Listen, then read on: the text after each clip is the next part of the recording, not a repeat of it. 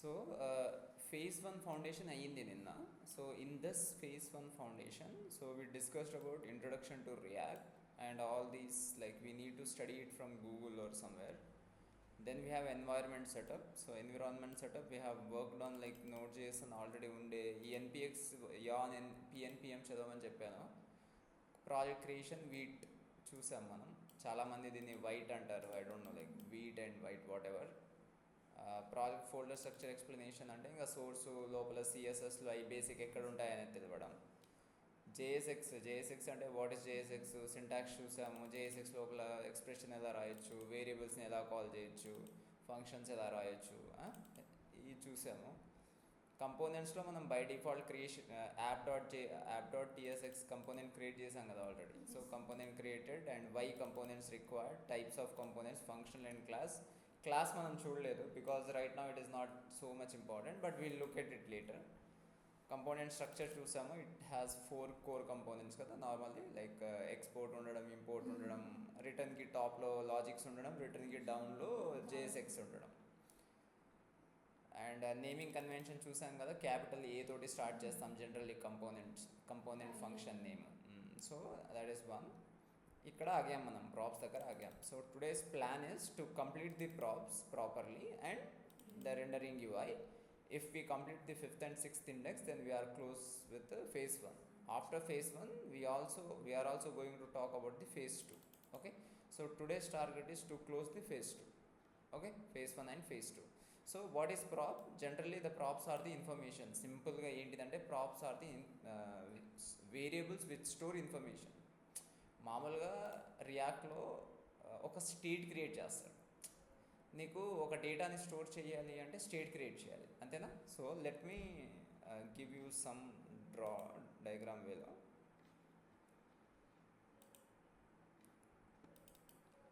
ఇప్పుడు నేనేం మాట్లాడుతున్నా అంటే ప్రాప్స్ అనే పదం గురించి మాట్లాడుతున్నా, అంతేనా?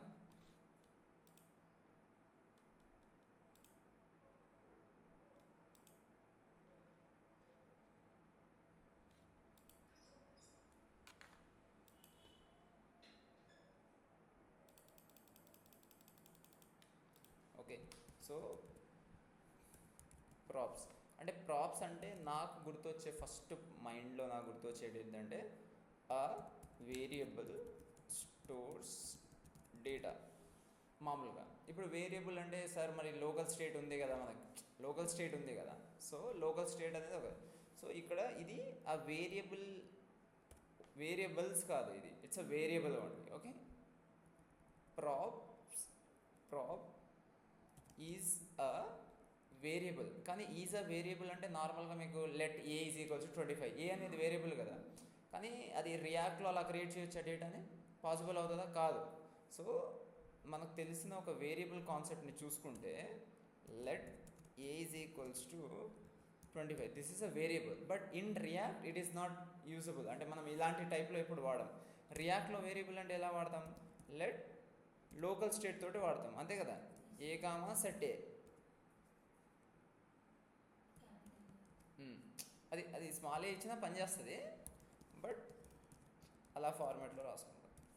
సో నేనేమన్నాను, వాట్ ఈస్ వేరియబుల్ అనగానే the first question I got is జావా స్క్రిప్ట్లో, టైప్ స్క్రిప్ట్లో if you create a variable then this is the way we create a variable, అంతేనా?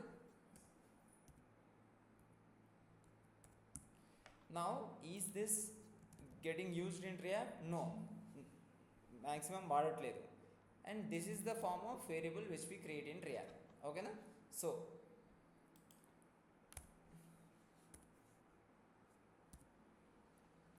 ఇప్పుడు ఈ వేరియబుల్, బట్ నేను ఇక్కడ ప్రాప్స్ అంటే రియాక్ట్లో ఉండే concept, but I'm saying again A variable. ఇది ఇంకో ఫార్మ్ ఆఫ్ వేరియబుల్. వేరియబుల్ అంటే ఫండమెంటల్గా ఒక నేమే, జనరల్లీ ఒక స్టోరింగే. బట్ ఇక్కడ ఈ వేరియబుల్ ఏంటిదంటే రిసీవింగ్ ఆర్గ్యుమెంట్. ప్రాప్ అంటే ఏంటిదంటే is a receiving argument variable. Argument అంటే విన్నారా మీరు ఎప్పుడైనా?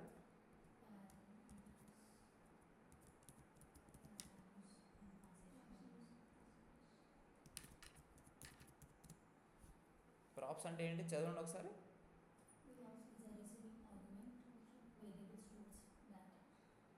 అర్థమైందా? సో సరే ఆ ఇంగ్లీష్ గలీజ్గా ఉండొచ్చు, మనం చెబితే అర్థమవుతుంది. So what we are trying to understand is అసలు ప్రాప్ అనేది ఏంటిది ఫస్ట్ క్వశ్చన్ మనకి. ఓకే, సో నార్మల్గా జనరల్గా వాడే వేరియబుల్స్ అనేవి యూస్ఫుల్లే కాదు, సో నాట్ రిక్వైర్డ్ అంతేనా. And use state is also not required. నా ఈ రెండు కాకుండా కొత్త form of variable which is a function parameter variable అనమాట. ఫంక్షన్ పారామీటర్ అంటే ఏంటిది, మామూలుగా మీరు కాన్స్ట్ డెమో అనే ఒక కంపోనెంట్ క్రియేట్ చేశారే అనుకోండి. ఓకే, ఇంతే కదా మీరు క్రియేట్ చేసేది.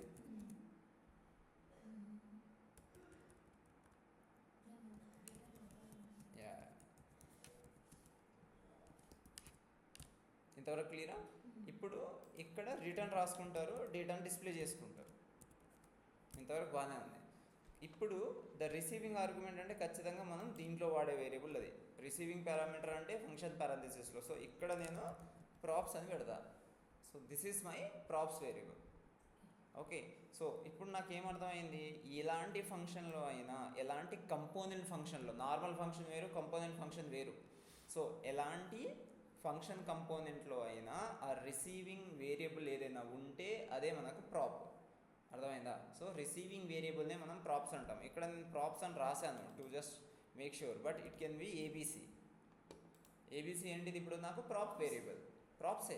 కానీ దీని యొక్క ప్రాప్ అంటే ఇంకా డీటెయిల్గా మాట్లాడితే it's a object, it's a pure object. Prop అనేది ఏంటిది, ఒక ఆబ్జెక్ట్. అర్థమైందా. సో అది ఎలా ఉంటుందంటే చూడటానికి ఇలా ఉంటుంది, దీని లోపల కీ వాల్యూస్ ఉంటాయి అన్నీ. అర్థమైందా మీకు. ప్రాప్ అంటే ఏంటిది, ఆబ్జెక్ట్. ఇప్పుడు వేరియబుల్స్ అంటే మీకు నంబర్ వేరియబుల్ తెలుసు కదా. డేటా టైప్స్లో మామూలుగా వేరియబుల్స్, అరే ఒక వేరియబుల్ క్రియేట్ చేయరా అంటే నేమ్ వేరియబుల్ క్రియేట్ చేస్తారు. Name which can be storing the string data. టైప్ స్క్రిప్ట్లో అయితే స్ట్రింగ్ అని పెట్టవచ్చు. సో మైండ్లో అన్నీ తీసేసి సింపుల్గా ఓకే, ప్రాప్ అంటే ఒక ఫంక్షన్లో రిసీవ్ చేసుకునే ఒక వేరియబుల్ అని గుర్తుపెట్టుకోండి. సెకండ్, ఆ రిసీవ్ చేసుకునే వేరియబుల్ ఎప్పుడు ఎలా ఉంటుందంటే ఒక ఆబ్జెక్ట్ ఫామ్లో ఉంటుంది, అంతే. 2 పాయింట్స్. అర్థమైందా తేజ. ఓకే శ్వేత నీకు. ఓకే, సో మధ్యలో ఆపండి, క్వశ్చన్స్ ఉంటే అడగండి, స్లోగానే వెళ్దాము, కంగారేం లేదు, నాకు చెప్పండి. సో ఇప్పుడు ఈ డెమో అనే కంపోనెంట్కి ఈ ఏబీసీ వేరియబుల్ అనేది రిసీవింగ్ వేరియబుల్ కదా. ఈ డెమో అనే కంపోనెంట్కి మనం కంపోనెంట్ కాల్ చేసేటప్పుడు డేటా పాస్ చేయాలి. ఓకే, డేటా పాస్ చేయాలి. సో అక్కడ కూడా దాన్ని ప్రాప్సే అంటాం. Passing data, receiving data both are called as props ఇక్కడ. సో ఇప్పుడు నేనేం చేస్తాను, కంపోనెంట్ని కాల్ చేస్తాను కదా, ఇదే కదా కాల్ చేయడం. ఇప్పుడు నాకు ఏం కావాలి, నువ్వు ఎప్పుడైనా డేటాని పాస్ చేయాలి కంపోనెంట్ కంటే ఎలాంటి సింటాక్స్లో పాస్ చేయాలి. అన్న నాకు ఇక్కడ 123 ఉంది, పాస్ చేసేస్తా, తప్పు. సో ఇక్కడ ఎలా పాస్ చేయాలి, నీ దగ్గర ఒక డేటా ఉండాలి. నా దగ్గర సంతోష్ అనే నేమ్ డేటా ఒకటి ఉంది, ఎలా పాస్ చేయాలి దాన్ని. మామూలుగా నా దగ్గర ఇట్లా సంతోష్ అనే స్ట్రింగ్ ఉంది. ఇప్పుడు ఇది వెళ్తుందా డైరెక్ట్, వెళ్ళదు. సో దీన్ని యాట్రిబ్యూట్ రూపంలో పాస్ చేయాలి. మీరు HTML ట్యాగ్ నేర్చుకునేటప్పుడు యాట్రిబ్యూట్స్ నేర్చుకుంటారు. యాట్రిబ్యూట్ ఏంటిది, ఇట్లా నేమ్ ఈజ్ ఈక్వల్స్ టు మామూలుగా ఫ్లవర్ బ్రాకెట్స్ పెట్టేస్తే. సో ఇప్పుడు ఏమైంది, డెమో అనే కంపోనెంట్కి నేను ఒక డేటా పాస్ చేశాను. ఆ డేటా వాల్యూ ఏంటిది, సంతోష్. ఆ డేటా ఏ వేరియబుల్లో పాస్ అవుతుంది, నేమ్ అనే వేరియబుల్లో పాస్ అవుతుంది. సో ఇక్కడ క్లియర్, నాకు డెమో అనే ఒక కంపోనెంట్లో ఐ వాంట్ పాస్ డేటా, ఒకటే data which is a single string data, అంతేనా. Single string data using a attribute called name. So now demo got passing the data. And ఇప్పుడు demo అనే component లోపల receive అవుతుంది. అది ఏ ప్రాప్లో రిసీవ్ అవుతుంది, ABC అనే ప్రాప్ వేరియబుల్లో receive అవుతుంది. ఇప్పుడు నేను ఇక్కడ ఏబీసీ అనేది ఆబ్జెక్ట్ అన్నా కదా. సో ఏబీసీ ఎగ్జాక్ట్గా ఎలా ఉంటుంది తెలుసా. ఇప్పుడు ఇక్కడ ఎగ్జాంపుల్ మీకు చూపిస్తే ఏబీసీ ఈజ్ ఈక్వల్స్ టు ఇగో ఇలా ఉంటుంది, నేమ్ కాలన్ సంతోష్. నువ్వు పాస్ చేసిందే కదా ఇదంతా, నేనేం పాస్ చేయలే కదా. అర్థమైందా మీకు డేటా ఎలా దొరుకుతుందో. ఏబీసీ లోపల ఏముంటుంది తెలుసా మీకు, ఆబ్జెక్ట్ ఉంటుంది. ఆ ఆబ్జెక్ట్ లోపల నువ్వు పాస్ చేసిన అట్రిబ్యూట్ అండ్ వాల్యూ ఉంటుంది. ఎందుకంటే ఆబ్జెక్ట్ ఓరియంటెడ్ ప్రోగ్రామింగ్ మనం చేసేదంతా like functional programming, object oriented programming కాబట్టి మ్యాక్సిమం పాసిబిలిటీ ఆఫ్ కాన్సెప్ట్స్ని ఆబ్జెక్ట్కే లింక్ చేస్తారు. ఎందుకంటే it is easy to manipulate, it is easy to detach or attach keys. చాలా పెద్ద పెద్ద అడ్వాన్స్ కాంప్లెక్సిటీ ఫంక్షన్స్ అన్నీ ఆబ్జెక్ట్స్ మీద జరుగుతాయి కాబట్టి ఆబ్జెక్ట్స్ రూపంలో రీప్రజెంట్ చేయడానికి ట్రై చేస్తారు. సో నాకైతే ఒకటే అర్థమైంది, ఒక కంపోనెంట్ ఉంది, ఆ కంపోనెంట్కి నేను డేటాని పాస్ చేయొచ్చు, ఆ డేటాని నేను రిసీవింగ్ ఆర్గ్యుమెంట్ కింద తీసుకోవచ్చు. ఆ రిసీవింగ్ ఆర్గ్యుమెంట్ దాన్ని ప్రాప్ అంటాము. ఆ ప్రాప్ ఏమో ఆబ్జెక్ట్ రూపంలో ఉంటుంది. సో నువ్వు ఏదైనా పాస్ చేయి, నాకు ఆ ఆబ్జెక్ట్లో సెట్ అవుతుంది అనే విషయం నాకు అది తెలిసి ఉండాలి. దివ్య, అర్థమైందా నీకు? నాకైతే క్లియర్గా ఉంది. మరి ఏమైనా క్వశ్చన్స్ ఉన్నాయి ఇక్కడ? ఇంప్లిమెంటేషన్ చేసాను డైరెక్ట్ ఇప్పుడు. సో ఇప్పుడు ఇంప్లిమెంటేషన్ చూద్దాం ఒకసారి. మన ఎగ్జిస్టింగ్ కోడ్ ఉంది కదా, let's run that code and pass the value and receive the data.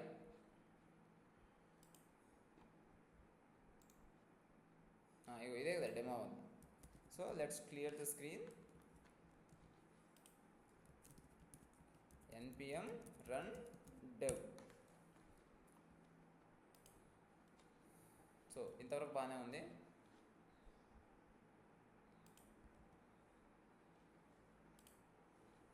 So ఇక్కడ చూడండి యాప్ ఉంది.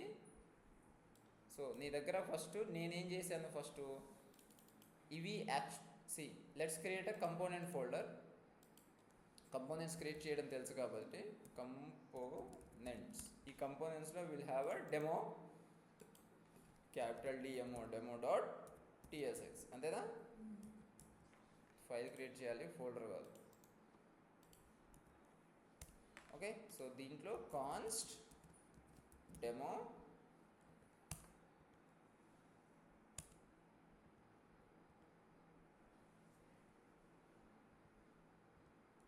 అంతే కదా. So if you look we don't see anything. ఇప్పుడు డెమోని కాల్ చేద్దాం. ఎక్కడ కాల్ చేయాలి డెమోని? ఎందుకంటే బేసిక్ ఇనీషియల్గా రెండర్ అయ్యేది ఇదే కాబట్టి we're going to call it యాప్లోనే కదా కాల్ చేయాలి. సో ఇప్పుడు నేను చూస్తే నాకు డెమో కంపోనెంట్ కనిపిస్తుంది. ఇప్పుడు డెమో కంపోనెంట్కి డేటా పాస్ చేయాలి. ఓకే, మనకి ఈ లోకల్ స్టేట్ వేరియబుల్స్ ఇవంతా ఏం అవసరం లేదు ఇప్పుడు, ఎందుకంటే మనం ఫస్ట్ అయితే ఒక బేసిక్ డేటాను పాస్ చేయడం చూసిన తర్వాత అడ్వాన్స్ డేటా పాస్ చేద్దాం. బేసిక్ డేటా అంటే ఏంటిది? ఇప్పుడు దాకా ఎగ్జాంపుల్ సంతోష్ అని simple string, simple number, simple boolean, simple data first pass చేద్దాం. Second complex data pass, arrays, objects, తర్వాత ఫంక్షన్స్, పెద్ద పెద్ద కంపోనెంట్స్ కూడా పాస్ చేయొచ్చు. సో ఇట్స్ లైక్ అడ్వాన్స్ అనమాట. సో నౌ నేనేమన్నాను, I want create a attribute called name is equals to flower బ్రాకెట్లో we need a Santosh. ఏం ఇష్యూ రాలేదు కదా. ఇది టైప్ స్క్రిప్ట్ ఎర్రర్ అనమాట, ఎందుకంటే it is not accepting somewhere. ఈ డెమో లోపల నువ్వు ఏమీ రాయలేదు కాబట్టి యాక్సెప్ట్ చేయట్లేదు, but this is the data sending, అంతేనా? ఇప్పుడు ఈ డెమో కంపోనెంట్ లోపల ఎక్కడ రాయాలన్నాను, పారాంథసిస్ లోపల ABC అని పెట్టుకోవచ్చు, ప్రాప్స్ అని పెట్టుకోవచ్చు, అది మన ఇష్టం. క్లియరా? ఇంతే కదా మనం రాసింది. ఇప్పుడు ఈ డేటాని చూడడానికి మీరు ఇక్కడ కన్సోల్ ప్రింట్ చేసుకోవాలి, ఏమొస్తుంది అనేది. కన్సోల్ మెసేజెస్ ఎప్పుడు రాయడం చాలా ఇంపార్టెంట్. వీటిని ఏమంటారంటే లాగింగ్ అంటారు, లాగింగ్ సిస్టమ్స్. పెద్ద పెద్ద సాఫ్ట్వేర్స్ బిల్డ్ చేసేటప్పుడు కొన్ని వందల లాగ్స్ ప్రింట్ చేయాల్సి ఉంటుంది. ఎవడు ఏ తప్పు చేశాడో, ఏ కోడ్ ఎక్కడ బ్రేక్ అయింది, ఏం రికార్డ్ అయ్యింది అనేది చాలా ఇంపార్టెంట్. సో కన్సోల్ లాగ్ రాయడం అనేది చాలా క్రూషియల్, చాలా ఇంపార్టెంట్. ఓకే, సో ఇప్పుడు కన్సోల్ లాగ్ ద్వారా నాకు క్రోమ్ డెవలపర్ టూల్స్లో కన్సోల్లో నాకు ఏం తెలుస్తుంది, ప్రాప్స్ అనేది ఏంటిది అనేది తెలుస్తుంది. So very simple, passing data, single string data pass చేశాము and received as a props here. అర్థమైందా? Now let look at this. చూడండి, props received in demo component. ఏం రిసీవ్ అయింది? నేనేమన్నాను, ఇదేముంటుంది అన్నాను, ఆబ్జెక్ట్ వచ్చింది కదా, ఆబ్జెక్ట్. సో ఇప్పుడు ఈ ఆబ్జెక్ట్ లోపల ఏముంటుంది అన్నాను, ఆబ్జెక్ట్ లోపల ఏముంటుంది, నేమ్ కాలర్ సంతోష్ అని ఉంటుంది, అంతే కదా. ఆబ్జెక్ట్ ఎక్స్పాండ్ చేస్తే ఏముంది, ఓకే. ఇప్పుడు ఇంకో డేటా పాస్ చేద్దాం, అంటే యాప్లో నేమే కాదు ఏజ్ కూడా పాస్ చేసుకుందాం యాజ్ అ ఇంకో యాట్రిబ్యూట్. ఒక HTMLలో H1 ట్యాగ్లో టైటిల్ వాడుకోవచ్చు, హైట్ వాడుకోవచ్చు, విడ్త్ వాడుకోవచ్చు, స్టైల్ వాడుకోవచ్చు, క్లాస్, ఐడి, ఇన్ని యాట్రిబ్యూట్స్ వాడుకోవచ్చు కదా. సో ఇక్కడ కూడా ఏజ్ అనే ఒక యాట్రిబ్యూట్ వాడుకుందాం. ఇప్పుడు ప్రాప్స్లో ఏమొస్తుంది, ఆబ్జెక్ట్లో నేమ్, ఏజ్, రెండు కీస్ వచ్చాయి కదా. అంటే ఇప్పుడు నాకు ఈ డేటా ఇక్కడ ఎలా పాస్ చేస్తే ఇక్కడ ఎలా వస్తుందో అర్థమవుతుందా? ఎందుకు ఇప్పుడు ఈ డేటా ఇప్పుడు నువ్వు ఇక్కడ పాస్ చేయడం బాగానే ఉంది, ఇక్కడ నీకు అర్థం కాలేదు అనుకో, కింద వాడడం రావాలి కదా, అది ఆబ్జెక్ట్ అని తెలిస్తేనే కదా. ఇప్పుడు నేను ఇక్కడ h1 దగ్గర h2 పెట్టేసి ఇగో ఇట్లా ప్రాప్స్ డాట్ నేమ్ అని, నీకు ప్రాప్స్లో ఏముందో తెలియకుండా నువ్వు ప్రాప్స్ డాట్ నేమ్ అని రాయడానికి రాదు కదా. లైన్ నెంబర్ 6 రాయడానికి రీజన్ ఏంటిది, ప్రాప్స్ అనేది ఒక ఆబ్జెక్ట్ స్వామి, దాంట్లో కీ వస్తుంది స్వామి అని తెలిసింది కాబట్టి నేను ప్రాప్స్ డాట్ నేమ్ అని రాయగలిగాను. So you understood that okay this is an object. అందుకే మనకి సంతోష్ అనే పేరు కనిపిస్తుంది ఇక్కడ యూఐలో. You understand? So now I'm so clear, I can pass my attributes in this way and I access data in the props object. Okay, ఇప్పుడు simple data అయిపోయింది. ఇప్పుడు నేను ఏం చేస్తాను, మల్టిపుల్ డేటా ఐటమ్స్ ఏదైనా క్రియేట్ చేయడానికి. ఇప్పుడు నాకు నంబర్ది ఏదైనా కావాలి అంటే నంబర్ కూడా పాస్ చేసుకున్నాం కదా, బులియన్ కూడా పాస్ చేసుకోవచ్చు కదా, సేమ్ లైక్ ఈజ్ టాల్ లేకపోతే ఈజ్ ఫెయిర్ అని పెట్టి ట్రూ ఫాల్స్ పెట్టుకోవచ్చు, ఏదైనా పెట్టుకోవచ్చు. Okay, so that is one. ఇప్పుడు ఇక్కడ స్టాటికల్గా డేటా పాస్ చేస్తున్నాం. డేటా ఎలా పాస్ చేస్తున్నాం, స్టాటిక్. బట్ స్టాటిక్ డేటా అనేది ఉంటుందా, ఎక్కువగా ఉండదు. ఎప్పుడు మనకు డైనామిక్ డేటా అంటే డేటాబేస్ నుంచి రావడం అలా జరుగుతుంది. So let's create a data create చేయాలంటే లోకల్ స్టేటే కదా వాడాల్సింది. సో కాన్స్ట్ బ్రాకెట్లో నేమ్ కామా సెట్ నేమ్ అనే ఒక వేరియబుల్ సంతోష్. సో ఇప్పుడు నాకు యూజ్ స్టేట్ అనేది ఇంపోర్ట్ చేయాలి, మీద ఊరికే రాదు, అది ఇంపోర్ట్ చేశాను, అయిపోయింది. ఇప్పుడు నాకు ఈ నేమ్ కాస్త డైనామిక్గా నాకు ఇక్కడ ఏం పాస్ అవుతుంది, ఇప్పుడు నేమ్ పాస్ అవుతుంది. స్ట్రింగ్ కాస్త తీసేసి మనం ఏం పెడతాం, వేరియబుల్ పెడదాం. క్లియరా? సో ఇప్పుడు నాకు నేమ్ వస్తుంది యాజ్ ఇట్ ఈస్. ఇక్కడ చూడండి ఏం మారలేదు కదా, నేమ్ వచ్చింది కదా. So what I understand is I can create my local state variable and I can pass that name. Okay, same I can pass my age const age పెట్టుకొని ఇక్కడ ఏమొస్తుంది, ఏజ్ వస్తుంది, అంతేనా? So now it is dynamic. Static values తీసేసి డైనామిక్గా పెట్టాను. కానీ ఈ డైనామిక్ నేచర్లో మళ్ళీ ఇనీషియల్ వాల్యూస్ ఉన్నాయి. Okay, these are the initial values, but అవి డేటాబేస్ నుంచి రావడమో లేకపోతే రేపటి నాడు ఒక యూజర్ ఇట్లా టైప్ చేసినప్పుడు వెళ్ళడమో something will happen. Okay, so this a basic data. So మనం ఒక బేసిక్ డేటా చేసేసాం. ఇప్పుడు let's create a state which will have a array of data, అరే. ఓకే, లేకపోతే ఆబ్జెక్ట్లో ఆబ్జెక్ట్ కూడా పెట్టుకోవచ్చు. So there are like 8 data types కదా, మనం 8 డేటా టైప్ పంపించవచ్చు. సో కాన్స్ట్ పర్సన్ అనే ఆబ్జెక్ట్ తీసుకుందాం. సో పర్సన్ అనే ఆబ్జెక్ట్ ఏముంది, నేమ్ ఉంది, ఇనీషియల్గా ఏజ్ ఉంది. సో ఇప్పుడు ఈ పర్సన్ని కూడా పాస్ చేద్దాం.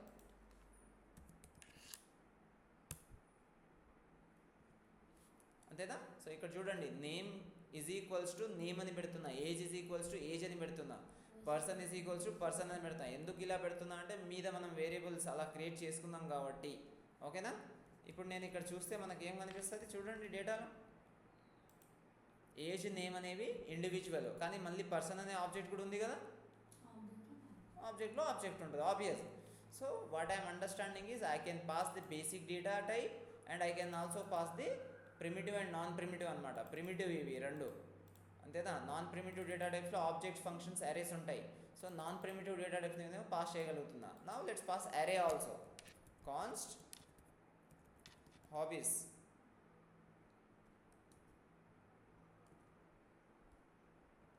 అరే డైరెక్ట్ అనుకుందాం, అరే సెట్ అరే ఏదైనా ఉండని ప్రాబ్లం లేదు. సో నా what I have just done, I have created an అరే data and I am passing it array data in a array attribute, అంతేనా? So if I look at here, I am receiving person, name and array also. So నాకు ఏం అర్థమైంది, primitive data and non primitive data pass చేయడం అర్థమైపోయింది. Okay, ఇంకొకటి ఏంటిదంటే set అరే ఏంటిదో తెలుసా, ఇక్కడ set person, set name, these are the functions. So methods functions అంటాం. ఈ ఫంక్షన్ని కూడా యాజ్ ఇట్ ఈస్ పాస్ చేయొచ్చు. Okay, so now see primitive, non-primitive. Primitive-లో you have passed everything. Non-primitive-లో also you can pass everything. So non-primitive includes objects, arrays and functions కూడా కదా. So can we pass the functions? Yes, we can pass the functions. ఎలానో చూడండి, set name అనే ఒక ఫంక్షన్ని as it is pass చేసేస్తున్నా. ఇక్కడ ఉన్న సెట్ నేమ్ మెథడ్ అనేది ఫంక్షన్ అనేది యాజ్ ఇట్ ఈస్ వెళ్ళిపోతుంది, సేవ్. ఇప్పుడు ఇక్కడ చూస్తే మీకు ఆ ఫంక్షన్ కనిపించాలి కదా ప్రాప్స్లో. సెట్ నేమ్ ఉంది కదా ఫంక్షన్, ఇక్కడ ఎఫ్ ఆఫ్ అని ఉంది చూడండి, ఎఫ్ ఆఫ్ పారాథిసిస్ అంటే ఇట్ ఈస్ అ ఫంక్షన్. అంటే what we understood is whatever you create in parent component, whatever you create in a component, can everything be transferred or like pass to a demo component. ఇప్పుడు demo కంపోనెంట్లో ప్రతిదీ ఉంది, పేరెంట్లో ఉన్న ప్రతి information, ప్రతి function, ప్రతి local state మనకు డెమోలో కూడా యాక్సెస్ అవుతుంది ప్రాప్స్ నుంచి. ఇప్పుడు నీ ప్రాప్స్ నుంచి నువ్వు ఎలా యూటిలైజ్ చేస్తావు, లాజిక్స్ ఎలా రాస్తావు అనేది అది నీ మీద డిపెండ్ అవుతుంది. But you can transfer, you can pass the data from one component to another component, simple logic. So ఇక్కడ చాలా ఇంపార్టెంట్ క్రూషియల్ పార్ట్ ఏంటిదంటే you need to understand how you are passing data. Like okay, చిన్న చిన్న variables కూడా pass చేయొచ్చు, okay పెద్ద పెద్ద objects కూడా పాస్ చేయొచ్చు, ఓకే పెద్ద పెద్ద అరేస్ కూడా పాస్ చేయొచ్చు, okay and the functions can also be transferred and that function gets executed there. నువ్వు అక్కడ ఆన్ క్లిక్ చేస్తే ఆ ఫంక్షన్ ఇక్కడ కూడా ట్రిగర్ అవుతుంది, యాప్లో ట్రిగర్ అవుతుంది, అక్కడ ఎక్కడో చైల్డ్లో నొక్కితే ఇక్కడ ఎగ్జిక్యూట్ అవుతుంది. అది చూపించాలి, అదే చూపిస్తాను చూడండి. ఫంక్షన్ యొక్క డెఫినేషన్ రాద్దాం. ఫంక్షన్ ఇప్పుడు ఈ సెట్ నేమ్ ఉంది కదా, ఈ సెట్ నేమ్ ఫంక్షన్ ఎగ్జిక్యూట్ చేద్దాం. ఈ సెట్ నేమ్ ఫంక్షన్ ఏం చేయాలంటే ఇక్కడ డెమో కంటే కింద ఇగో బటన్ ఉంది కదా, చేంజ్ నేమ్. ఓకే, ఒక బటన్ పెట్టాను నేను, చేంజ్ నేమ్ క్లిక్ చేయగానే నాకు సెట్ నేమ్ ఎగ్జిక్యూట్ అవుతుంది కదా, ఈ సెట్ నేమ్ ఎగ్జిక్యూట్ అవుతుంది. అండ్ ఇక్కడ ఒకసారి రాద్దాం, H1లో నేమ్. సో నేను ఏం చేయట్లేదు, ఇదంతా నా డేటా. ఓకే, ఈ కంపోనెంట్ అనేది సపరేట్ స్టోరీ కంపోనెంట్, నాకు ప్రాబ్లం లేదు. ఇప్పుడు నేను ఫస్ట్ ఇక్కడ నేమ్ ఏం చూస్తాను, నేను ఫస్ట్ ఇనీషియల్గా సంతోషాన్ని చూస్తాను. కరెక్టా? కనిపిస్తుందా సంతోష్ అని టాప్లో? కనిపిస్తుంది. ఇప్పుడు నేను ఆన్ క్లిక్, ఈ బటన్ క్లిక్ చేయగానే నాకు ఏమైపోవాలి, సంతోష్ కుమార్ అనే అయిపోవాలి, అంతేనా? అది కూడా సెట్ నేమ్ ఫంక్షన్ ఎగ్జిక్యూట్ అవుతూనే అవుతుంది కదా. అయిందా సంతోష్ నేమ్ అని? ఇది చైల్డ్లో కూడా ట్రిగర్ అయింది చూడండి, ఈ కింద సంతోష్ ఉంది చూడండి, అది చైల్డ్లో ఇక్కడ రాసాం మనం ప్రాప్స్ డాట్ నేమ్లో సంతోష్ అని. అంటే నేను ఒకటే నేమ్ అనే వేరియబుల్ని ఒకటేమో యాప్ కంపోనెంట్లో అంటే డైరెక్ట్ టాప్లో, ఇంకోటేమో డెమో కంపోనెంట్ లోపల, ఆ డెమో కంపోనెంట్ లోపల కూడా నేను సంతోష్ అనే నేమ్ చూపిస్తున్నాను, ఇక్కడ చూపిస్తున్నాను. ఇది క్లిక్ చేయగానే నాకు ఈ నేమ్ అనే వేరియబుల్ పేరెంట్లో అప్డేట్ అవుతుంది, ప్లస్ చైల్డ్లో కూడా అప్డేట్ అవుతుంది, పాస్ చేసి వెళ్తున్నాం కాబట్టి. ఇప్పుడు నా బాధ ఏంటిదంటే ఈ సెట్ నేమ్ని ట్రిగర్ చేయడం. ఎక్కడ? ఈ సెట్ నేమ్ ఇక్కడ ఉంది కాబట్టి ఇక్కడ ట్రిగర్ చేయడం బాగానే ఉంది, కానీ పాస్ చేసుకొని ఇక్కడ కూడా ట్రిగర్ చేయొచ్చా అనేది నా క్వశ్చన్. ఇదే ఇంపార్టెంట్ లాజికల్గా, మిగతాదంతా సోది అది మామూలుగా రాసుకోవడమే. సో ఇక్కడ నాకు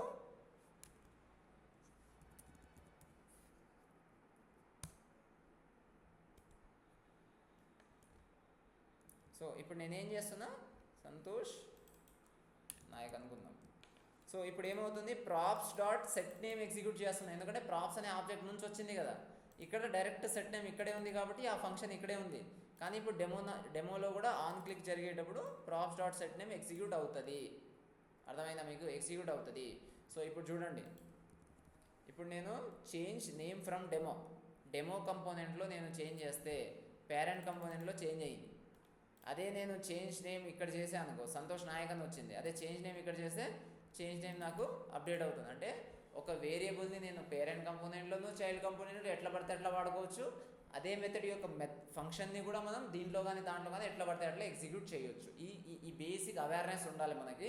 సో రేపటి నాడు మీకు ఎప్పుడు ఎలా ఉంటాయంటే పెద్ద కంపోనెంట్ స్టార్ట్ అవుతుంది, ఆ కంపోనెంట్లో ఒక 20 ప్రాప్స్ పాస్ చేస్తారు. ఒకటేమో సెట్ నేము, ఒకటేమో సెట్ నేము, ఒకటేమో ఏజ్, ఒకటే సెట్ ఏమో, ఇదంతా ఒక కంపోనెంట్లో పాస్ చేస్తారు. ఆ కంపోనెంట్ లోపల పెద్ద లాజిక్ రాస్తారు.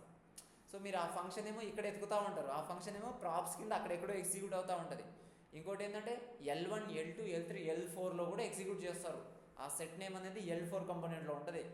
So this is the complexity generally. మీకు అర్థం కావాల్సింది ఏంటంటే స్టార్ట్ ఎక్కడైంది, ఎక్కడ ఇనిషియేట్ అయింది, ఎక్కడెక్కడి నుంచి ఎక్కడికి వెళ్తుంది, ఇనిషియేట్లో లాజిక్ ఏముంది, ఇక్కడ ఎలా హిట్, అంతే. ఎక్కడ ఎగ్జిక్యూట్ అయింది, ఎక్కడ రాశారని తెలిసిందనుకో మీకు క్లియర్ ఉంటుంది. ఆ ఫంక్షన్ ఏం చేస్తుంది, ఆ ఫంక్షన్లో స్టెప్స్ ఏం జరుగుతున్నాయి అనేది క్లియర్గా తెలుస్తుంది. అర్థమైందా మీకు? సో ప్రాప్స్లో ఇది ఒక basic core concept. So what are props అని అంటే, props are the like argument like receiving argument variables అని చెప్పొచ్చు ప్రాప్స్ అనేవి. పాసింగ్ ప్రాప్స్ చూసాం కదా, it's an attribute syntactical way we pass to a component. To a component. Okay, receiving props అంటే it's received always as an object. Default props కూడా పెట్టుకోవచ్చు కావాలంటే. Like default props అంటే ఈ సింపుల్గా ఏం లేదు, ఇక్కడ ఏమీ రాలేదనుకో, ఏదైనా వస్తుందా ఏదైనా రాదా, లేకపోతే ఈ ప్రాప్స్ని ఏం చేస్తారంటే ఇక్కడ డీస్ట్రక్చర్ చేస్తారు. డీస్ట్రక్చరింగ్ గుర్తుందా మీకు? యాక్చువల్గా డీస్ట్రక్చరింగ్ అంటే ఇగో ఇదే, దీన్ని డీస్ట్రక్చరింగ్ అంటారు. ఇప్పుడు దీన్ని నేను డీస్ట్రక్చర్ చేశాను అంటే ఈ అరే లోపల ఏ BCDEF అని నేను ఇక్కడ వేరియబుల్ రాయొచ్చు. ఎగ్జాంపుల్ చూపిస్తాను నేను. ఇక్కడ డీస్ట్రక్చరింగ్ అంటే ఇప్పుడు let a is equals to, ఇది అరేకి ఆబ్జెక్ట్కి మాత్రమే ఉంటుంది. Destructuring is possible only for 2 data types, only for non primitive data types. Okay, so non primitive data టైప్స్లో డీస్ట్రక్చరింగ్ ఎలా ఉంటుందంటే 1, 2 ఉందనుకో, మనం ఇక్కడ ఏ ఉంది, ఏని కాస్త మనం డీస్ట్రక్చర్ చేసుకొని A, B పెట్టుకుంటాం. రెండింటికి 2 యూనిక్ నేమ్స్ ఇక్కడే పెట్టుకుంటాం అనమాట. అర్థమైందా? ఇది డీస్ట్రక్చరింగ్ అనమాట. మళ్ళీ దాన్ని లూప్ చేసుకుంటూ A0, A1 అనుకునే బదులు డైరెక్ట్గా వేరియబుల్ నేమ్స్ రాసుకోవడాన్ని డీస్ట్రక్చరింగ్ అంటారు. నెక్స్ట్ ఏంటిది, లెట్ K పర్సన్ ఉందనుకో, విచ్ ఈస్ అన్ ఆబ్జెక్ట్.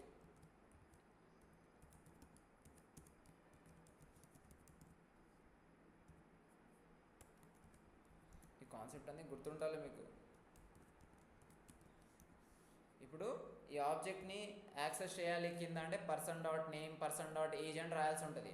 దాని బదులు వీళ్ళు ఏం చేస్తారంటే డీస్ట్రక్చర్ చేసుకుంటాడు ఈజీ వే కోసం. ఏమని, ఈ పర్సన్ లేపేసి ఈ ఫ్లవర్ బ్రాకెట్ పెట్టేసి ఇక్కడ నేమ్, ఏజ్ పెట్టుకుంటారు. ఇప్పుడు నువ్వు console.log నేమ్ చేస్తే నీకేం వస్తుంది, సంతోష్ అని ఆటోమేటిక్గా వస్తుంది. అదే props.name రాయాల్సిన అవసరం లేదు, person.name రాయాల్సిన అవసరం లేదు. ఇది మోడర్న్ జావా స్క్రిప్ట్లో డీస్ట్రక్చరింగ్ అంటారు. ఇదే డీస్ట్రక్చరింగ్ ఇక్కడ కూడా వాడారు వీళ్ళు. యూజ్ స్టేటోడ్ కూడా ఏం చేస్తాడు, మనకు డీస్ట్రక్చరింగ్ చేసుకుంటాం మనం అరేని. ఓకే, సో మనకి ఏమర్థమైందంటే ఒక డీస్ట్రక్చరింగ్ ఎలా ఉంటుందో అర్థమైంది. సో ఈ ప్రాప్స్ని ఇప్పుడు నేను డీస్ట్రక్చర్ చేసుకోవచ్చు కదా, అది ఆబ్జెక్టే కదా. సో ప్రాప్స్ని డీస్ట్రక్చర్ ఎలా చేస్తావు, ఇక్కడ కాన్స్ట్ ఆబ్జెక్టే అది మొత్తం. ఇగో ఇలా డీస్ట్రక్చర్ చేసి దాంట్లో ఏమేమి ఉంటే అదంతా ఇక్కడ డైరెక్ట్ రాసుకుంటే అయిపోతుంది అనమాట. అర్థమైందా? ఇంకేం లేదు. ఇది టైప్ స్క్రిప్ట్ ఎర్రర్. సో టైప్ స్క్రిప్ట్లో ఎనీ పెట్టలేదు స్వామి మీరు అని తిడుతున్నాడు. సో మనం ఏం చేస్తామంటే ఇక్కడ ఎనీ పెట్టేస్తాం. ఇక్కడ కదా, ఇక్కడ కూడా పెట్టుకోవచ్చు, ఏదైనా పెట్టుకోవచ్చు, యాజ్ ఎనీ పెట్టవచ్చా. సరే, ఇక్కడ ఏం పెట్టాల్సిన అవసరం లేదు. ఎర్రర్ ఏమంటుండే అక్కడ నుంచి రావట్లేదు అంటుండు. సో యాప్ డాట్లో ఇగో ఇక్కడ ఇది స్ట్రింగ్. సో మనం ఏం చేయాలంటే దీన్ని స్ట్రింగ్ అని రాయాలి. ఇగో స్ట్రింగ్ డేటా టైప్, ఇది నంబర్ డేటా టైప్, ఇది నంబర్ డేటా టైప్. ఇదేమో ఆబ్జెక్ట్ లోపల నేమ్ ఏమి ఉండాలి, స్ట్రింగ్ ఉండాలి, ఏజ్ ఏమో నంబర్ ఉండాలి. ఈ యాంగులర్ బ్రాకెట్స్ తోటి రాస్తామన్నమాట డేటా టైప్ని, దాంట్ లోపల ఏం పాస్ చేయాలి అనేది. అర్థమైందా? సో ఇక్కడికి వచ్చేసరికి అరే ఎనీ అంట. అరే ఎనీ ఎందుకు వచ్చింది, అరే నంబర్ కదా. ఇక్కడ అరే అనేది నంబరు, దీన్ని మనం ఎనీ కూడా పెట్టుకోవచ్చు.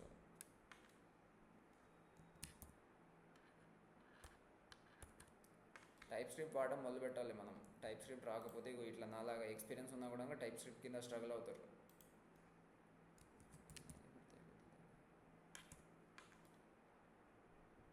ఏం కావాలంటే ఇక్కడ కాన్స్ట్ పర్సన్ ఎనీ అంట.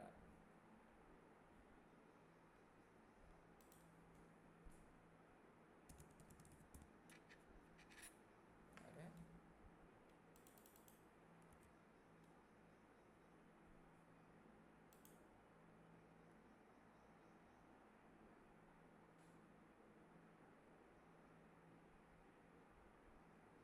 ఓకే, అన్యూజ్డ్ వల్ల ఎర్రర్ వస్తుంది అనమాట.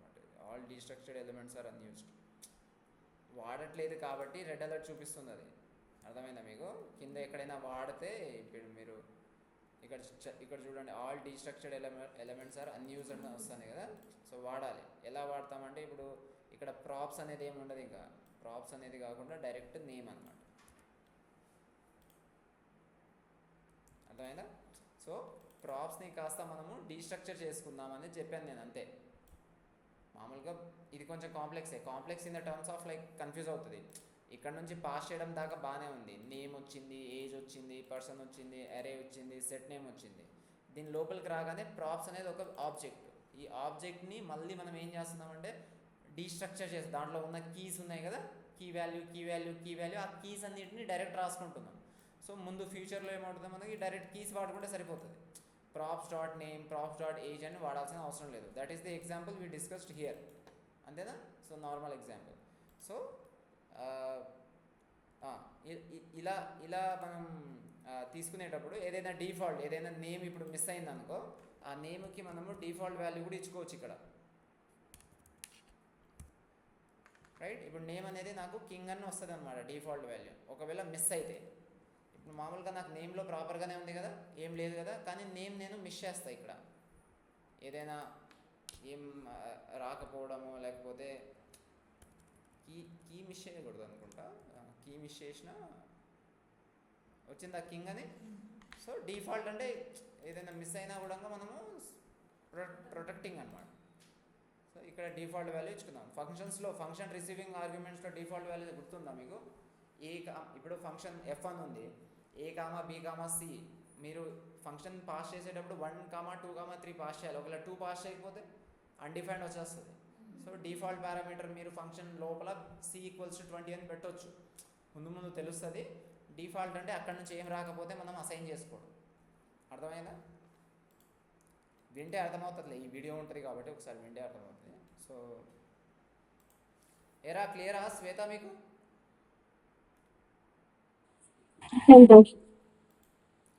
ఓకే. సో ప్రాప్స్ రీస్ట్రక్చరింగ్, నేను అసలు ఇది చూసుకోకుండా రీస్ట్రక్చరింగ్ నేర్చేసుకుందాం మనం. నేను అది చదవను కూడా చదవలే యాక్చువల్లీ. డిఫాల్ట్ ప్రాప్స్ దగ్గరే ఆగిపోయి ఉండే, కింద నేను అసలు చూడని కూడా చూడలేదు. కానీ ప్రాప్స్ అని డిఫాల్ట్ ప్రాప్స్ చేయాలంటే ఖచ్చితంగా డీస్ట్రక్చరింగ్ వచ్చి ఉండాలి. సో ఇప్పుడు నాకు డిఫాల్ట్ ప్రాప్స్ అంటే ఏంటో అర్థమైంది, డీస్ట్రక్చరింగ్ ప్రాప్స్ అంటే కూడా అర్థమైంది. వచ్చిన కీస్ని సపరేట్ చేయడం అంతే, కీస్ వస్తే సపరేట్ చేస్తాం, దానికి మించి ఏం చేయట్లేదు. ప్రాప్స్ వ్యాలిడేషన్ కూడా పెట్టుకోవచ్చు, ఎంటీ ఉందా లేదా మీరు చెక్ చేసుకోవచ్చు. ఇఫ్ కండిషన్సే వ్యాలిడేషన్ అంటే ఏంటిది, ఇఫ్ కండిషన్. అదేనా పెద్ద కాన్సెప్టా? ఇక్కడ ఉంది, ఇక్కడ నేను ఇఫ్ ఇక్కడ ప్రాప్ వచ్చింది, ఈ ప్రాప్ని వ్యాలిడేట్ చేస్తున్నా. వ్యాలిడేట్ చేయడం అంటే ఇఫ్ ఏజ్ లేకపోతే ఏజ్ ఈజ్ ప్రజెంట్, లేకపోతే నాట్ ప్రజెంట్ అని ప్రాప్ని వ్యాలిడేట్ చేయడమే.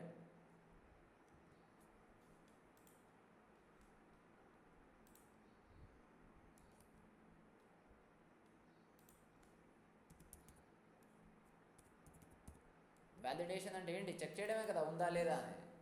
బేసిక్ కండిషన్ అది, బేసిక్ ఇఫ్. సో వ్యాలిడేషన్ అనేది నాకు కూడా అర్థమైపోయింది. సో బేసికల్లీ ప్రాప్స్ అనేవి నాకు ఒక ఐడియా వచ్చింది ఈరోజు, అంతేనా? ప్రాప్స్ ఐడియా వచ్చింది. క్వశ్చన్స్ ఉన్నాయా ప్రాప్స్లో ఏమైనా? క్లియరా?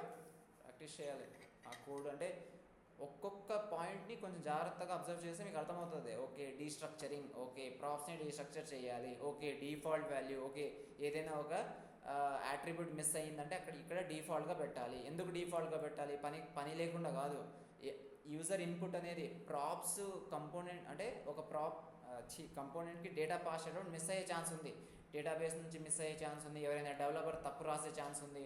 సో ఆ డేటా రాకపోతే నీ కంపోనెంట్ బ్రేక్ అయిపోతుంది, ఎర్రర్ వస్తుంది. అదే ఎర్రర్ రాకుండా ఉండాలంటే నువ్వు డిఫాల్ట్గా పేరు పెట్టుకున్నావు ఏదైనా డిఫాల్ట్, నువ్వు అక్కడ పాస్ చేయకపోయినా కూడా నీకు ఇక్కడ ఎర్రర్ రాదు, డిఫాల్ట్ వాల్యూ చూపిస్తుంది. అది basic common sense to protect errors కాదు. నాకు ప్రాప్స్ కాన్సెప్టే రావట్లేదు, నేను ఎర్రర్స్ గురించి ఎందుకు ఆలోచిస్తా అంటే అవసరం. డేటా ఎందుకు పాస్ చేస్తున్నావు నువ్వు కంపోనెంట్కి? ప్రాపర్గా రెండర్ అవ్వడానికి, డేటా ప్రాపర్గా కనిపించడానికి యూఐలో. అదే లేకపోతే నువ్వు ఏం చేస్తావు, బ్రేక్ అవుతుంది component. So it is very important that okay why you are doing creating a component, why you are creating, you created a demo component, why you are creating demo component to display some information. ఓకేనా? నా పేరు చూపించడానికి నువ్వు demo component చేసావు. ఇప్పుడు demo component ఏంటో నేను 10 data pass చేస్తాను, 10 మిస్ అయినాయి, 2 మిస్ అయినాయి. లేకపోతే నా డిఫాల్ట్ నేను నా మొబైల్ నెంబర్ నేను రిజిస్టర్ అయ్యేటప్పుడు ఇవ్వలేదు, తర్వాత ఇచ్చుకుంటా. సో నా ఇష్టం వచ్చింది నేను పాస్ చేస్తాను కదా. మీకు నేమ్, ఏజ్, మొబైల్ నెంబర్, ఈ 4లో నేను మొబైల్ నెంబర్, ఏజ్ పాస్ చేయను, ఓన్లీ నేమ్, ఈమెయిలే పాస్ చేస్తా. సో మీరు ఎలా రాస్తారు కంపోనెంట్? ఇప్పుడు డెమో కంపోనెంట్ అన్ని ప్రాప్స్ తీసుకుంటారు కానీ మిస్ అవుతాయనే విషయం తెలుసు కదా, యూజర్ రిజిస్టర్. సో డిఫాల్ట్ ఏమే abc.com లేకపోతే యువర్ నేమ్ అనే ఒక place holder, random mobile number, ఏదో ఒకటి పంపించుకుంటారు కదా. తర్వాత నేను పాస్ చెప్పినప్పుడు మీకు వస్తుంది ఆటోమేటిక్గా అప్డేట్ అయ్యి. కామన్ సెన్స్ అనమాట, రియల్ యూస్ కేస్ అనమాట. ఏదో ప్రాప్స్, బొచ్చులే ప్రాప్స్ ఏబిసిడి ఇది కాదు నేర్చుకునేది మనం. ఒక రియల్ టైం డేటా డిస్ప్లే కోసం కావాల్సిన రియల్ కోడింగ్ అనమాట. ఓకేనా, that we need to write now.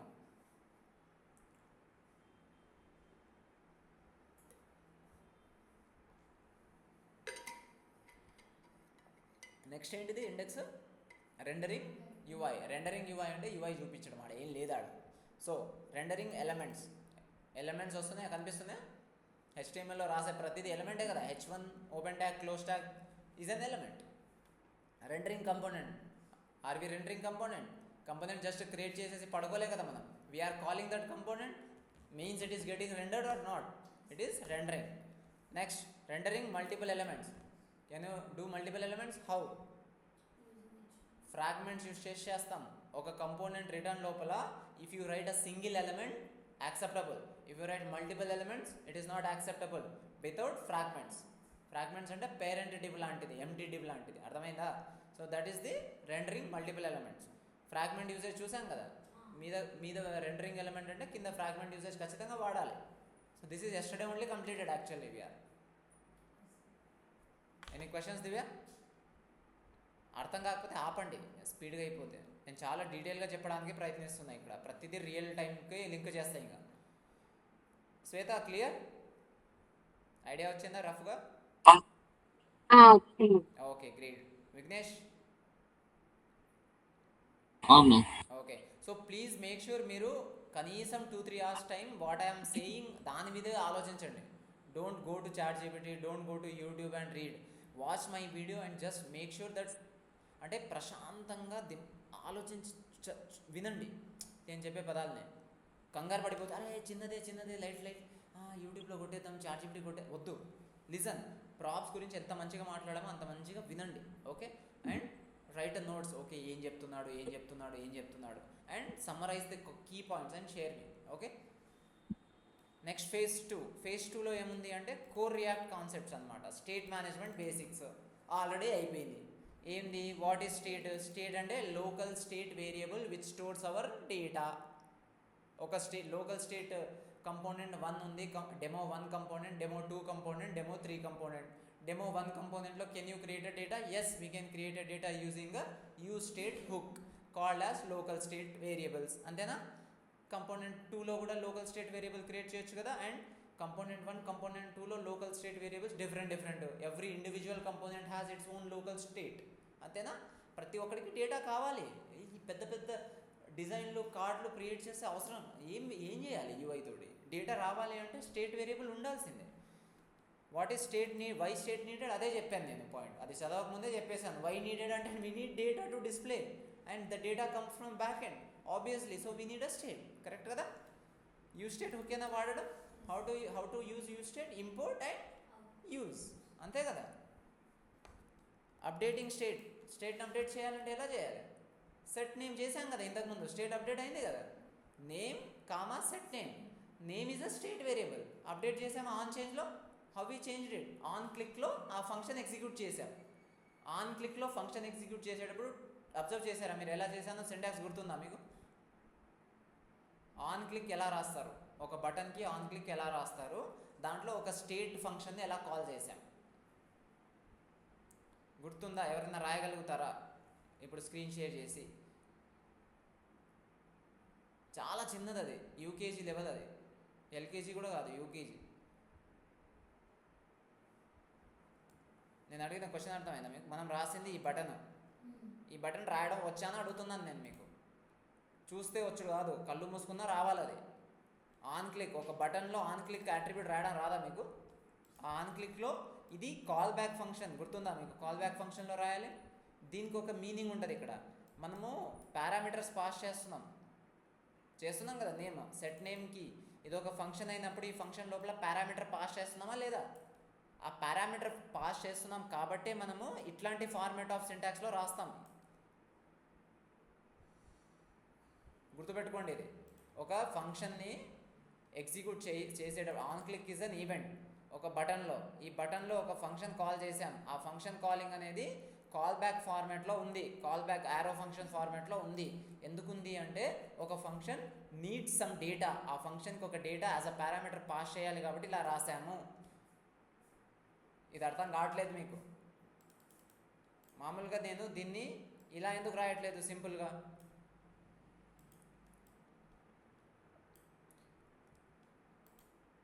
పంపించు. ఇదే కదా ఫంక్షన్ కాల్ అంటే. ఫంక్షన్ కాల్ చిన్నప్పుడు నేర్చుకున్నారు కదా, ఏ అని పారాంథసిస్ కాల్ చేస్తే అయిపోతుంది కదా.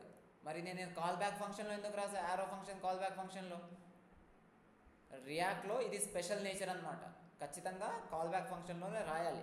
ఒకవేళ ఇక్కడ డేటా పాస్ చేయట్లేదు, నువ్వు డేటా పాస్ చేయట్లేదు, మామూలుగా ఉంది ఆ ఫంక్షన్, ఇది నార్మల్ ఫంక్షన్, డేటా లేదు, ఇలా రాయొచ్చా? రాయకూడదు. దీన్ని ఇలా పాస్ చేయొచ్చు సెట్ నేమ్. ఒకవేళ డేటా నువ్వేం పాస్ చేయకపోయి ఉంటే. అర్థమైందా మీకు?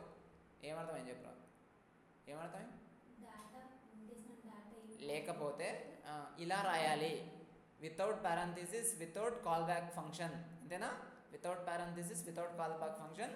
డేటా పాస్ చేయకపోతే ఇలా రాయాలి.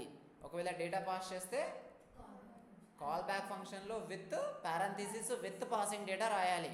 ఇది చాలా ఇంపార్టెంట్. చిన్నగా కనిపిస్తుంది కానీ కోడింగ్ డీబగ్ చేయండి రా అంటే మీకు డీబగ్ చేయడానికి కూడా రాదు. అక్కడ డేటా ఎందుకు పాస్ చేస్తూ అసలు ఎలా పాస్ అయిందో కూడా అర్థం కాదు. ఒక దగ్గర ఏమో మీకు నార్మల్ కనిపిస్తుంది, ఒక దగ్గర ఏమో ఇట్లా బ్రాకెట్స్ యారో ఫంక్షన్ తోటి కనిపిస్తుంది. కన్ఫ్యూజ్ అవుతారు పెద్ద పెద్ద డెవలప్మెంట్ చేసేటప్పుడు. అర్థమైంది కదా? ఈ డిఫరెన్స్ తెలుస్తుంది కదా. మర్చిపోతాం రేపు, ఇది చంపేస్తాం మర్చిపోతే. సో ప్రస్తుతానికి passing data, not passing data, how you are writing that function call inside button అనేది ఇంపార్టెంట్. విఘ్నేష్, క్లియరా? గుడ్. సో అప్డేటింగ్ చేశాం కదా. స్టేట్ బ్యాలెన్సింగా, స్టేట్ బ్యాచింగా. స్టేట్ బ్యాచింగ్ అంటే ఏంటిదిరా? మల్టిపుల్ స్టేట్స్ అంటే నేమ్, ఏజ్, ఇంకా మల్టిపుల్ స్టేట్స్ క్రియేట్ చేయొచ్చు కదా. ఒక స్టేట్ క్రియేట్ చేసామంటే మల్టిపుల్ స్టేట్స్ క్రియేట్ చేయొచ్చు. అండ్ స్టేట్ బ్యాచింగ్ అంటే నాకు తెలియదు, మీరు చదవండి ఒకసారి. అదేదో చిన్నది అయి ఉంటుంది, గ్రూప్ చేయడం ఏదో ఉంటుంది, బ్యాచ్ చేయడం సంథింగ్. కావాలంటే దీంట్లో చూద్దాం మాకు స్టేట్ బ్యాచింగ్ అంటే. అదంతా చాట్‌జీపీటీ రాసింది, నేను రాసింది కూడా. State batching is a performance optimization mechanism where React groups multiple state updates into a single render cycle of a re-render component after every individual update. So example చూస్తే count, set count ఉంది, is logged in, set logged in, రెండు states ఉన్నాయి కదా. ఇప్పుడు set కౌంట్లో ఇగో ఇది ఒక function, does not rerender immediately. Set logged ఇన్లో does not rerender, React waits for this event to handle. నాకు ఈ ఎగ్జాంపుల్ కంప్లీట్గా అర్థం కాలేదు. Automatic batching, React 18 plays, React 17. Like the scope of batching depends on significantly on your React version. Okay, ఒక వర్షన్ని బట్టి అంటే వాళ్ళు ఇంటర్నల్గా ఒక బ్యాచింగ్ కాన్సెప్ట్ పెట్టుకున్నారా. బ్యాచింగ్ కాన్సెప్ట్ అంటే ఏంటిది? రియాక్ట్ని పదే ఎగ్జిక్యూట్ చేయకపోవడం. అదే కంపోనెంట్ అనేది. రెండరింగ్ అనే పదం విన్నారా ఎప్పుడైనా మీరు? What is rendering? మీరు చాలా చిన్నగా బిహేవ్ చేస్తున్నారు, నాకు అడ్వాన్స్ పీపుల్ లాగా బిహేవ్ చేయట్లేదు. రెండరింగ్ అంటే కనిపించడం, యూఐలో కనిపించడం. So speak out then. UI render అవుతుంది అంటే యూఐ కనిపిస్తుంది అని అర్థం. సో రెండరింగ్ కనిపిస్తుంది. రీరెండరింగ్ అంటే మళ్ళీ కనిపించడం, అంతే కదా, ఇంగ్లీషే. సో రియాక్ట్లో ఒక కంపోనెంట్ రాసినప్పుడు ఫస్ట్ ఏమవుతుంది? రెండర్ అవుతుంది. తర్వాత ఏదైనా స్టేట్ అప్డేట్ అయింది అనుకో, మళ్ళీ ఏమవుతుంది? రీరెండర్ అవుతుంది. ఉన్నది ఆల్రెడీ మళ్ళీ రెండర్ అవుతుంది కదా. సో ఇప్పుడు దాన్ని ఏమంటున్నాం? రీరెండర్ అంటున్నాం కదా. సో రియాక్ట్ కంపోనెంట్, ప్రతి కంపోనెంట్ రీరెండర్ అవుతుందా అంటే అవుతుంది. ఎప్పుడైనా స్టేట్ అప్డేట్ అయ్యేటప్పుడు, ఎప్పుడైనా ఏదైనా జరిగేటప్పుడు, ఏదైనా చేంజ్ అంటే ఒక కంపోనెంట్ ఫంక్షన్లో ఏదైనా చేంజెస్ జరిగినప్పుడు, ఏదైనా యాక్షన్ జరిగినప్పుడు రియాక్ట్ ఏమవుతుంది? రీరెండర్ అవుతుంది. ఏమవుతుంది? రీరెండర్ అవుతుంది. సో ఆ రీరెండర్ని ప్రొటెక్ట్ చేయడానికి వీళ్ళు స్టేట్ బ్యాచింగ్ అనే ఒక కాన్సెప్ట్ బిల్డ్ చేశారు. అది రియాక్ట్ బిహైండ్ ఉంటుంది, మనకు తెలియదు ఆ కోడింగ్. రియాక్ట్ బిహైండ్ ఏమవుతుందంటే ఒక బ్యాచింగ్ కాన్సెప్ట్ ద్వారా ఏం చేస్తారంటే ఆ రీరెండరింగ్ని ప్రివెంట్ చేస్తారు. ప్రివెంట్ అంటే ప్రొటెక్ట్ చేయడం. పదే అయితే మంచిది కాదు కదా, ఒకసారి 2 సార్లు అవ్వడం, కానీ పదే అయితే మంచిది కాదు. సో దానికి రిలేటెడ్. సో ఆ పర్ఫార్మెన్స్ ఆప్టిమైజేషన్ అంటే రీరెండరింగ్ని ప్రొటెక్ట్ చేయడం. పర్ఫార్మెన్స్ పెరిగినట్టే కదా. ఒక యూజర్ వచ్చి వెబ్సైట్ చూస్తున్నాడు, టింగ్ 4 సార్లు నువ్వు తిప్పితే ఎంత గలీజ్గా ఉంటుంది, స్లో అయినట్టు ఫీలింగ్ వస్తుంది. సో వీళ్ళు ఏం చేస్తారు? పర్ఫార్మెన్స్ ఆప్టిమైజ్ అవుతుంది బ్యాచింగ్ చేయడం వల్ల.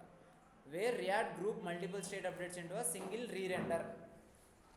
100 సార్లు రీరెండర్ అయ్యే బదులు సింగిల్ రీరెండర్ అవుతుంది అని చెప్తున్నాడు. అర్థమైందా విఘ్నేష్ నీకు? అర్థమైందన్న.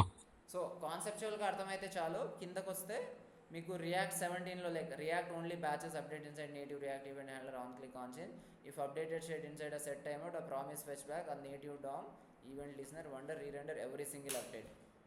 React 18 and newer, like React introduce automatic batching in group all state updates regardless of where they originate, including promise, timeouts, intervals. So చూడండి ఇక్కడ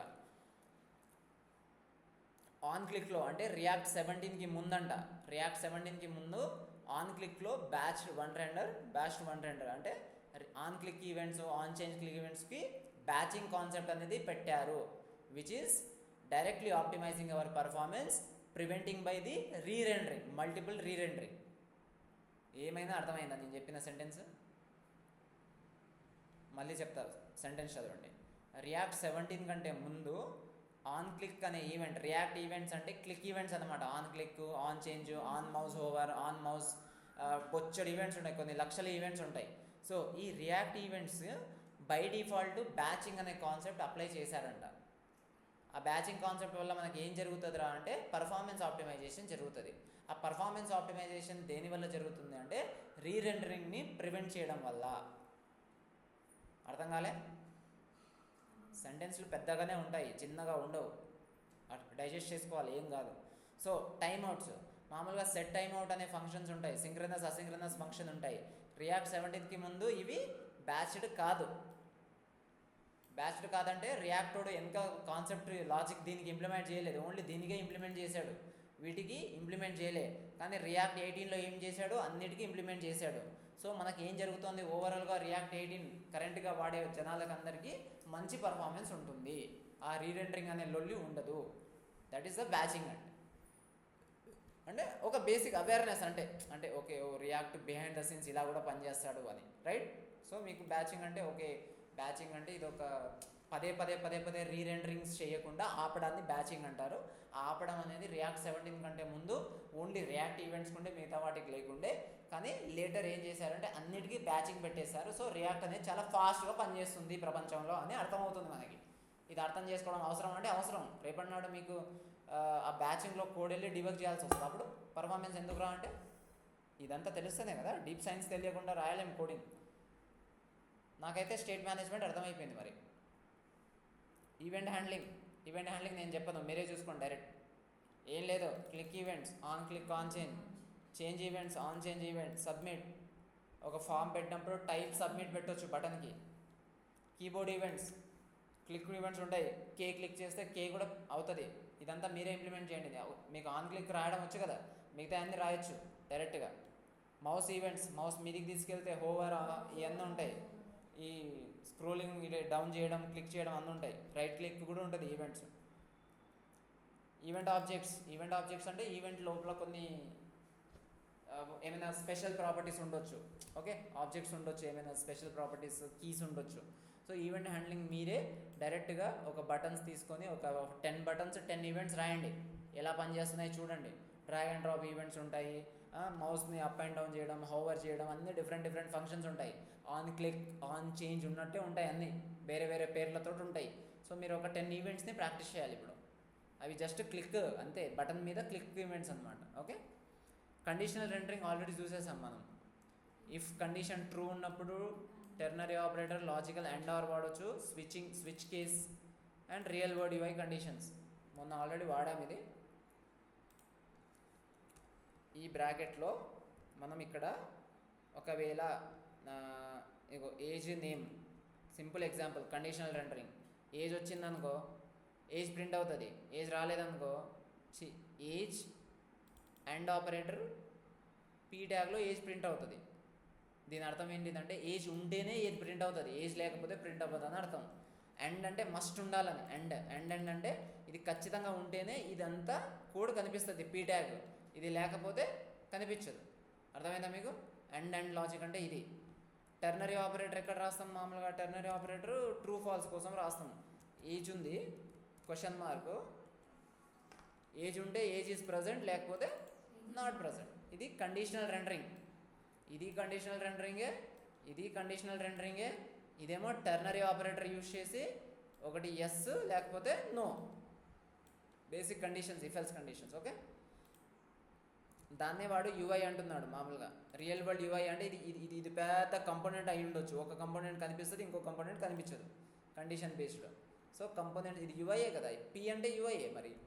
సో నాకు పి కూడా అర్థమైంది. స్విచ్ కేస్ కూడా రాయొచ్చు. ఒక స్విచ్ లాజిక్ మీద రాసి, స్విచ్ గుర్తుందా మీకు? ఫార్ లూప్స్ మామూలుగా కండిషన్స్లో ఇఫ్ కండిషన్, ఎల్ కండిషన్ కాకుండా స్విచ్ ఫంక్షన్ కూడా ఉంటుంది. స్విచ్ కండిషన్స్, స్విచ్ అని రాసేసి కేస్ 1, కేస్ 2, కేస్ 3. సో ఇక్కడ కూడా ఏం చేయొచ్చు అంటే ఈ ఏజ్ని బేస్డ్ ఆన్ స్విచ్ కేస్ మీద ఇక్కడ చూపించవచ్చు. కాన్స్ట్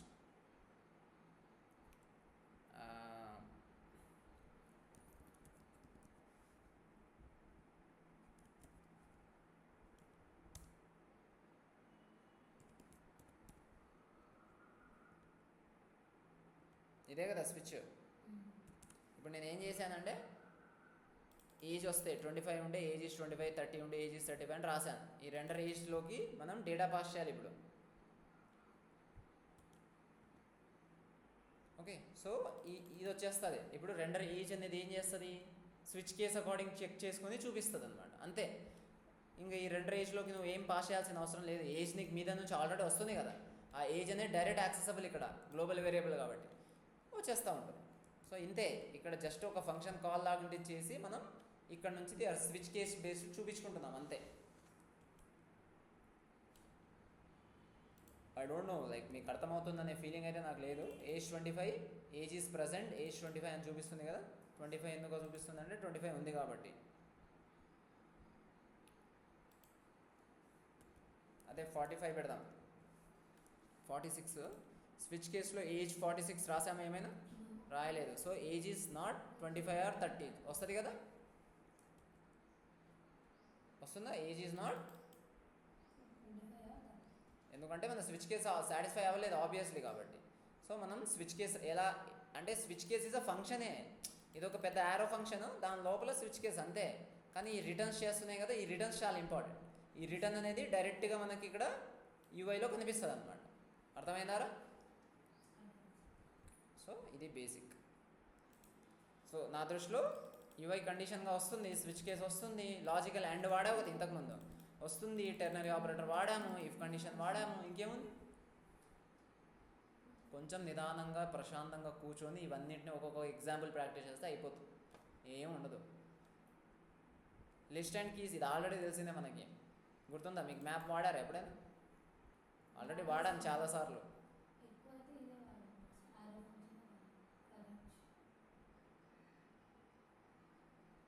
జావా స్క్రిప్ట్లో మనం యారో ఫంక్షన్స్ వాడతాం మామూలుగా. రియాక్ట్లో ఒక డేటాని చూపించడానికి ఖచ్చితంగా వాడాల్సిన మెథడ్ ఏంటిది? మ్యాప్ కాకుండా వేరే మెథడ్స్ ఏం లేవు ప్రపంచంలో. రియాక్ట్ లోపల ఒక ఇన్ఫర్మేషన్ నీకు యూఐలో కనిపించాలి అంటే ఖచ్చితంగా వాడాల్సిన మెథడ్ ఏంటిది? మ్యాప్. మామూలుగా ఒక డేటాని యూఐలో కనిపించడానికి నువ్వు వాడేది ఫ్లవర్ బ్రాకెట్స్, అంతేనా? కానీ ఈ ఫ్లవర్ బ్రాకెట్స్లో వచ్చిన డేటా మొత్తం ప్రిమిటివ్ డేటా. ఏం చెప్పాను నేను? ఒక డేటా డిస్ప్లే అవ్వాలి యూఐలో. ఇప్పుడు దాకా మనం చూసిన డేటా, ప్రతి డేటా ప్రిమిటివ్ డేటా. ప్రిమిటివ్ అంటే ఏంటి? Basic data, string, number, undefined, null. ఈ ప్రిమిటివ్ డేటా ఏదైతే ఉందో ఆ ప్రిమిటివ్ డేటాని మాత్రమే ఇన్ని సంవత్సరాలు, ఇన్ని రోజులుగా మనము ఒక యూఐలో చూపించాము. ఎలా చూపించాము? రియాక్ట్ అనే కంపోనెంట్లో రిటర్న్ అనే లోపల ఒక ఫ్లవర్ బ్రాకెట్స్ వాడి చూపించాము. ఇది అర్థం కాలేదు మీకు ఇన్ని సంవత్సరాల నుంచి? 1 year అయింది మనం రియాక్ట్ నేర్చుకొని. అర్థమైందా? ఇది మీకు తెలిసిందా? ఏం చెప్పాను నేను? చెప్పు దివ్య.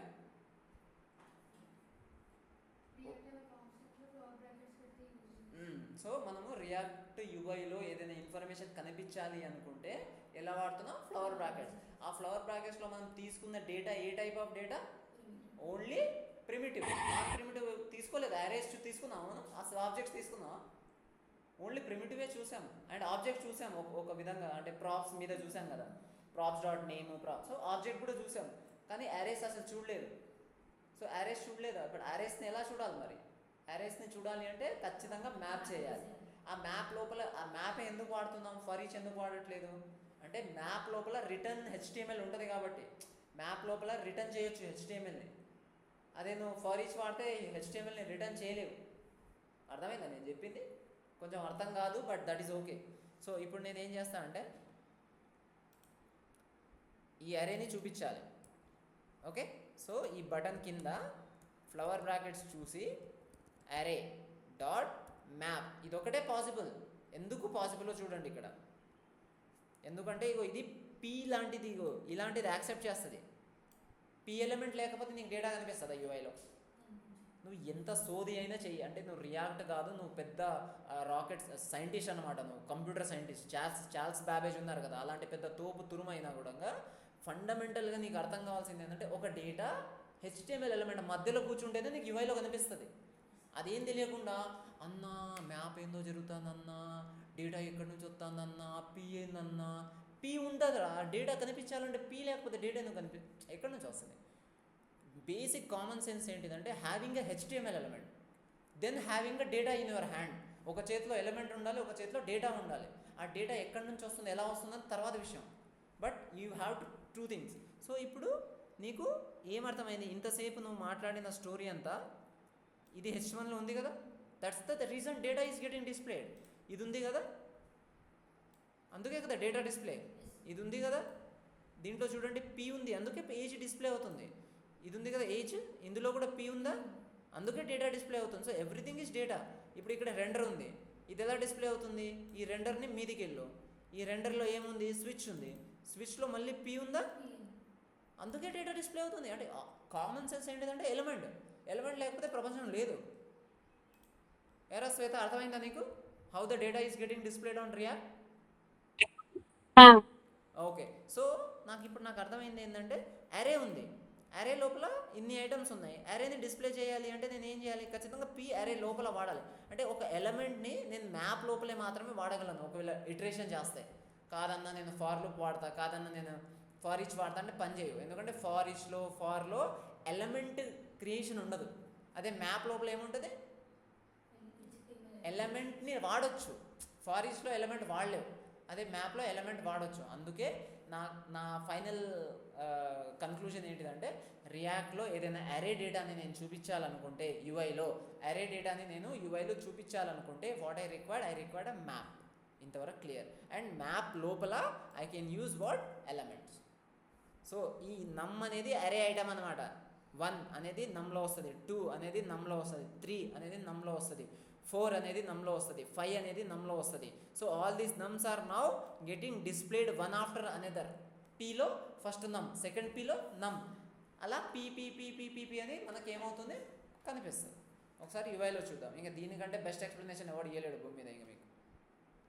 కానీ ఇది డైజెస్ట్ ఎలా అవుతుంది అనేది నాకు తెలియాలి. మీ బ్రెయిన్ అసలుకి ఇది కనిపించడానికి రీజన్ పీ అనమాట. అది కూడా మ్యాప్లో పీ రాయడం. అర్థమైందా? గుడ్. Key importance. రెండరింగ్ అయిపోయింది కదా, లిస్ట్. కీ ఏంటిదంటే కీ రాసాం ఆల్రెడీ. ఈ ఇండెక్స్ అనేది కీ. ఇక్కడ ఇగో ఇది ఆటోమేటిక్ జనరేటెడ్ రా. మామూలుగా అయితే దీన్ని మనం ఇలా సింపుల్గా నమ్మని రాసుకోవచ్చు. రిసీవింగ్ ఆర్గ్యుమెంట్ మీకు మ్యాప్లో కాల్ బ్యాక్ ఫంక్షన్ రాసి రిసీవ్ చేస్తారని తెలుసు ఆల్రెడీ. సో మనం ఎందుకు రాస్తున్నాం ఇట్లా అంటే ఈ ఇండెక్స్ అనేది ఆటోమేటిక్ జనరేటెడ్. దీనికి 0, 1, 2, 3, 4 ఉంటుంది కదా. ఆ ఇండెక్స్ ఏంటంటే యూనిక్ నెంబర్ అనమాట. Unique number. నువ్వు మధ్యలో ఇక్కడ 2 అని డూప్లికేట్ చేయొచ్చు లోపల వాల్యూస్ని, కానీ ఇండెక్స్ ఎప్పుడైనా మారిద్దా? డూప్లికేట్ వస్తుందా? రాదు. Automatic generated. ఆ ఇండెక్స్ని ఆటోమేటిక్ జనరేటెడ్ వాడి మనం ప్రతి ఎలిమెంట్కి ఏం పెట్టుకుంటాము? కీ పెట్టుకుంటాం. Key attribute.